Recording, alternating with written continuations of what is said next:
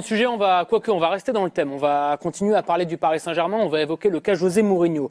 Et depuis son arrivée à la Roma, le Portugais fait l'unanimité. Du coup, question ce soir dans le CFC, est-ce que José Mourinho est redevenu un entraîneur tendance, à la mode? Reportage en Italie, Léa Dandois-Delegue et ensuite son avenir ou pas à Paris.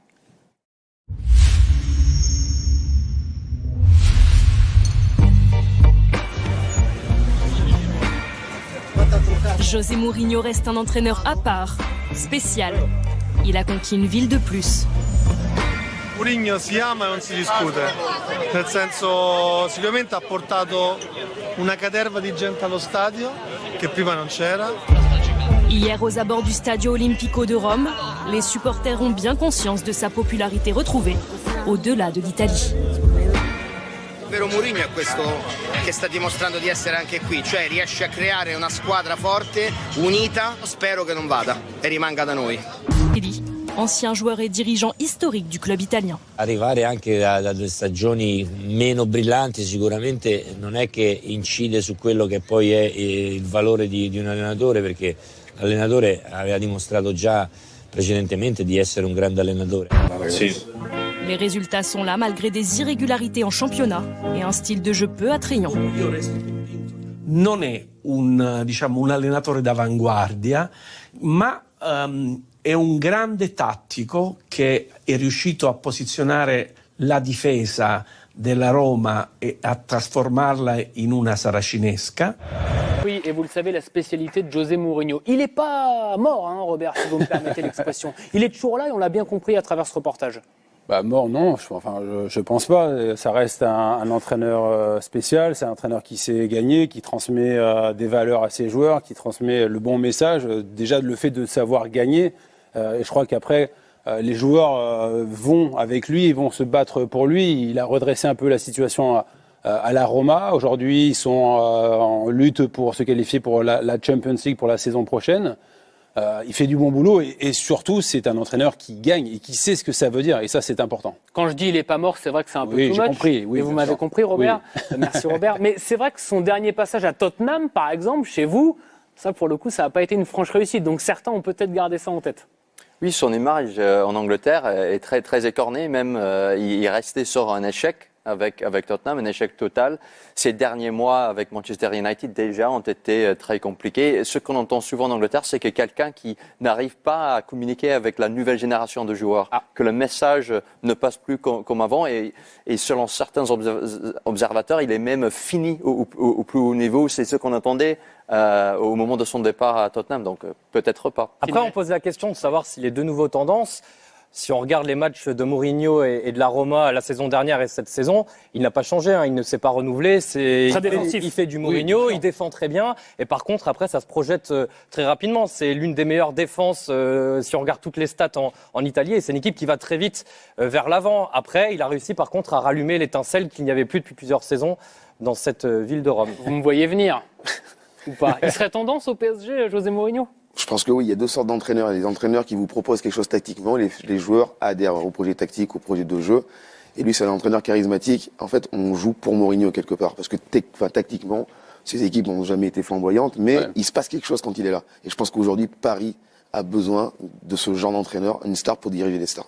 On s'est souvent dit ça avec des prédécesseurs, Habib, mais là on se dit que pourquoi pas avec Je vous trouve dur sur Mourinho. l'aspect tactique, parce que quand il prend le Real, il fait record de points, je crois qu'il marque plus de 100 points avec le Real, et son équipe, là, elle est flamboyante. J'ai joué le Porto de Mourinho quand ils sont champions d'Europe, on était dans notre poule de Ligue des Champions, ils étaient flamboyants. Il passe un Barça extraordinaire à l'époque. Lorsqu'il est à Manchester United, il gagne l'Europa League alors que Manchester n'a pas gagné depuis un moment. Quand il va à Tottenham, c'est pendant le Covid, donc c'est un moment aussi spécial. C'est la seule fois où il n'a pas gagné. Ouais. Voilà, c'est un moment spécial. C'est un entraîneur qui sait gagner, qui gagne, et surtout qui arriverait dans un vestiaire où il dirait à tous ces joueurs du Paris Saint-Germain qui, pour certains, peuvent se sentir très très importants, j'ai gagné sûrement plus que toi aujourd'hui.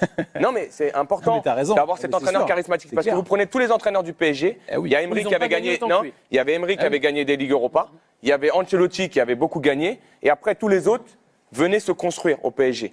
Lui, s'il arrivait au Paris Saint-Germain, je pense que si on lui donnait le pouvoir, encore une fois... Ah, il ne le prendrait pas tout seul alors? Je pense qu'il le prendrait. C'est différent. Non, il le prendrait, mais c'est à un moment donné la condition qui permettrait à José Mourinho d'arriver au PSG, c'est de dire, ok, je viens, mais je veux tous les pouvoirs sportifs de façon à gérer ce vestiaire avec mes règles. Et ce sera évidemment l'un des feuilletons côté PSG, en rappelant que Christophe Galtier est évidemment toujours en poste et toujours sous contrat. Mais c'est vrai que ça brouille José pas Mourinho mal. a déjà travaillé avec Luis Campos. Exactement, c'est une donnée très importante. Campos a été adjoint de Mourinho, carrément. Oui, Philippe. PSG à présent, vous l'avez sans doute suivi sur Canal avant cette émission. Paris battu à domicile ce soir par Lorient, défaite 3-1. Énormément de choses à dire, forcément. Le PSG est en roue libre parce qu'ils savent de toute façon, au vu de leur qualité, qu'ils vont être champions. Qu'ils soient champions avec 7 points d'avance, 8 points d'avance, 1 point d'avance, ils seront champions. Mais je pense que malheureusement, encore une fois, et on en a parlé, au Paris Saint-Germain, on ne fait pas les réels constats. C'est-à-dire qu'on fait des constats, et c'est ce qu'il y a de plus facile à faire dans la vie. De dire vous êtes bon, vous n'êtes pas bon, c'est comme ci, c'est comme ça, c'est ce qu'il y a de plus facile à faire. Une fois que vous avez fait ces constats, il faut trouver des solutions.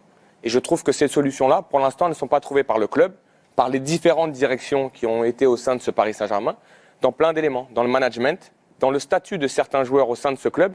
Et moi, je parle de statut. Des statuts, il y en a toujours eu dans tous les clubs du monde, dans les clubs dans lesquels on a joué. Mais le statut, c'est une performance.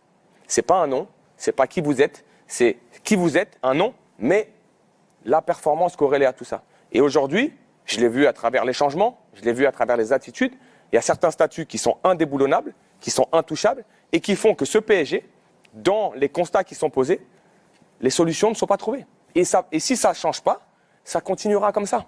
Et c'est ce qui fait qu'aujourd'hui, le PSG, en étant presque champion, nous propose ce type de match où il n'y a pas d'âme, il ne se passe rien. Il y a des gens qui viennent au stade, il y a des gamins qui sont là, il y a peut-être 10 000, 15 000 enfants qui viennent voir des stars et ils ne voient rien. Ils ne repartent pas d'ici avec les yeux pleins d'étoiles parce que vous avez le droit de perdre.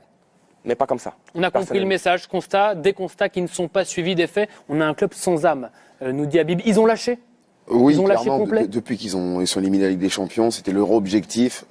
C'est comme ça, ce club, il est fait comme ça. Et ça, début de championnat, qui vont quasiment sûrs d'être champions. Avec des champions, c'est un objectif. C'est quand même terrible, n'est de nous dire que ça fonctionne comme ça à Paris, finalement. C'est presque, c'est ancré, c'est accepté de tous. Parce qu'on donne aussi les moyens, on donne pas les moyens à un coach de faire ce qu'il veut. Moi, j'ai l'impression, à un moment donné, Galtier, il doit faire jouer tel ou tel joueur, il peut pas le sortir, mais c'est l'ADN de ce club-là depuis un certain temps.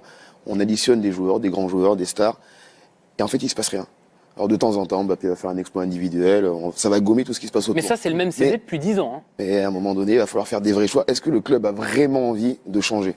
C'est vraiment la question qu'il faut se poser aussi. Le calendrier rapidement qui attend le Paris Saint-Germain, parce que c'est pas le calendrier qui va forcément booster le club et les joueurs. Oui, mais il y a pas mal d'équipes qui luttent encore pour le maintien. Il y aura un déplacement à Troyes, à Auxerre, à Strasbourg, des équipes qui ne sont pas maintenues en Ligue 1. Il y aura une réception d'Ajaccio. Oui, sur le papier, ce sont des matchs faciles, mais quand on voit les performances depuis plusieurs semaines du Paris Saint-Germain, aucun match aujourd'hui n'est facile. Quel sens, et là aussi c'est le même CD, quel sens Robert donnait à cette fin de saison quand on voit le match d'aujourd'hui et qu'on découvre le calendrier à venir?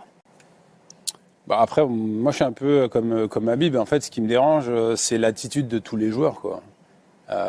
Galtier, alors peut-être qu'il est prisonnier par rapport à certains choix, mais après, quand tu es joueur, tu as un devoir. Tu dois montrer irréprochable. Alors, ce qui s'est passé aujourd'hui, ça peut être dans le sens où c'est un accident, mais quand tu as des joueurs qui ne font pas les efforts, sur ce qu'on appelle le repli défensif, c'est qu'il y a vraiment un souci. Alors, on sait pertinemment que l'objectif du PSG, c'était la Champions League, mais quand ils jouent comme ça, par rapport à ce qu'ils nous montrent, honnêtement, c'est impossible. Quand tu vois les autres équipes, vous avez été dans des grands clubs, une institution, Arsenal, oui, vous tous, Lyon, Sydney à l'époque du Grand Lyon. Oui, mais ça, le message, il vient du président. C'est là où c'est lui qui décide, c'est lui qui dicte un petit peu ce qu'il faut faire, comment il faut être, l'attitude qu'il faut avoir, et surtout le club que tu représentes. Aujourd'hui, quand on parle de Paris, en fait, on parle que de 3 joueurs. Parce que c'est marketing, il n'y a pas de problème. Si moi, dès le départ, tu me dis, voilà, la question c'est PSG marketing, ok, bref, top. Mais il faut savoir ce que tu veux. Si tu veux gagner la Champions League, il faut tout mettre en œuvre pour que tu gagnes la Champions League. Aujourd'hui, il y a 2 exemples. Tu as le PSG et Man City qui ont financièrement les mêmes moyens. Mais après, c'est le casting qui est important. Et le casting, pour moi, du PSG, il n'y a aucun. C'est parce que City a mis le ballon au centre. Pareil, le ballon, c'est. Ben oui, non, mais c'est ça. C'est vers que le côté. Le casting, il est hyper important. Et Man City, Man City s'en fout du marketing. Eux, ce qu'ils veulent, ils le disent, c'est la Champions League. Aujourd'hui, ils sont capables d'aller la chercher. 20 secondes chacun, Habib, Sidney et Philippe, et après on avance. Non, je vais laisser Sidney parce qu'il a pas.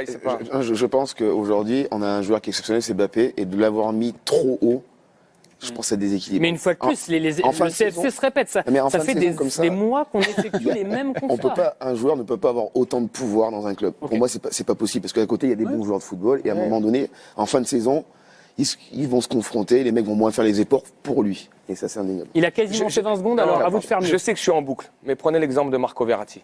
Oui. Il est arrivé en 2012. Ça fait plus de 10 ans qu'il est là. Ils l'ont re-signé jusqu'en 2027. Pour moi, c'est ce qui montre qu'aujourd'hui, ce club-là ne prend pas les bonnes décisions. Pas par rapport à Marco Verratti, par rapport à la logique de performance. Quand vous montrez ça, vous dites à Danilo Pereira, vous dites à Vitinha, vous dites à Soler, bah écoute, il y a des statuts qui sont plus importants que la performance en elle-même. Donc c'est des éléments qui pour moi doivent être jugés et mieux jugés par le Paris Saint-Germain. On termine avec Galtier, avenir définitivement à 100% scellé ce soir et après on passe à autre chose. Philippe. Non, pas forcément. Galtier ne sait pas aujourd'hui de quoi son avenir sera fait. Ce qu'il sait, c'est qu'on lui a demandé de faire comme s'il devait se projeter en vue de la saison prochaine. On lui a précisé qu'un bilan sera fait d'ici la fin de saison. On attend le titre pour prendre les décisions. Paris battu en tous les cas aujourd'hui à domicile face à Lorient. Moi je veux dire le bien, moi ça va pas, il faut qu'on change à tout prix de coach. Là ça devient sérieux, parce qu'au rythme où l'on va, il va nous faire perdre la Ligue 1.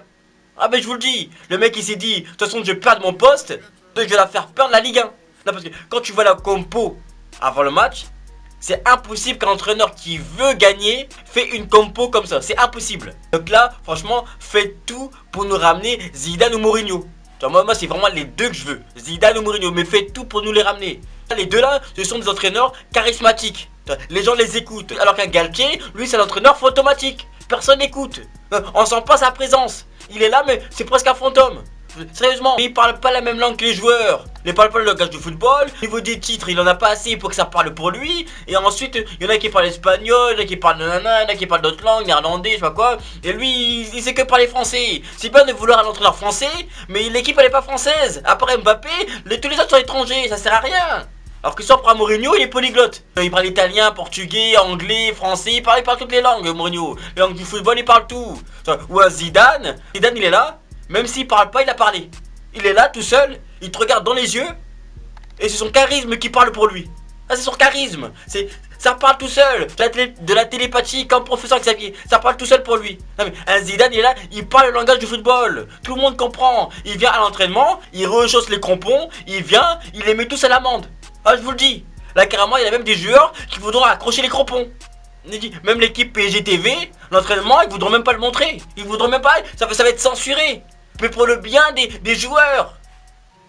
Non mais je vous le dis sérieusement, Zidane il va venir, il va leur apprendre le football. Ils savent jouer au football, mais lui il va leur apprendre le football. Professeur Zidane, il parle peu, mais il parle peu, mais quand il parle on l'écoute.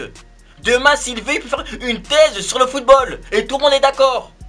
Il peut encore leur apprendre beaucoup de choses. Alors qu'un Galtier, c'est limite lui qui a besoin d'apprendre. Qu'est-ce qu'il va apprendre à Mbappé? Ou à Neymar, ou à Messi? Non, il appelle Mbappé Kix, Neymar Léo, Messi Ney. Non mais c'est quoi ce rapport de proximité? C'est vrai que tu veux être proche des joueurs, mais une certaine distance, t'es trop proche là. Il est trop proche. Tu leur parles comme ça, t'es plus un entraîneur à leurs yeux. Alors je te dis, t'es plus un entraîneur. À leurs yeux, t'es limite leur préparateur physique, tu vois, leur coach de préparation physique et tout, mais tu ne vois pas comme un entraîneur. Même si tu as la direction du PSG, ils disent toujours, on a donné les clés, à l'entraîneur, on a donné les clés à l'entraîneur. Vous pouvez donner les clés à n'importe quel entraîneur. Mais ceux qui ont vraiment les clés, c'est les stars du vestiaire. Et ils veulent un entraîneur qui impose du respect et qui est respectable. Et pour moi, par Zidane et Mourinho, les autres, ils ont pas ce charisme. Ou peut-être un Guardiola, mais il n'est pas disponible. Mais sinon les autres ils ont pas ce charisme là, non c'est pas comme ça. C'est pas comme ça. Donc Galtier, le mec il a aucun plan de jeu. D'ailleurs je pense que son seul plan en ce moment c'est de se faire virer du PSG pour toucher les indemnités. Non mais je pense sérieusement. Il y en a qui disent qu'il faut attendre, il faut les laisser terminer la saison. Non, on le vire là tranquillement et on prend un nouveau, on commence un nouveau cycle. Limite à mettre le coach adjoint. Je pense on va même pas voir la différence. Mais il faut arrêter la mascarade, il faut arrêter, tu vois. Et franchement, prendre un top coach, tu vois, avec beaucoup de charisme. Voilà pour moi. Donc dites-moi ce que vous en pensez dans les commentaires. Que pour vous, c'est ce qu'il faut faire ou pas? Ou est-ce qu'il faut laisser encore du temps à Galtier? Encore une deuxième saison pour qu'il impose ses idées, voilà. Donc dites-moi tout ça dans les commentaires. et on se capte plus tard.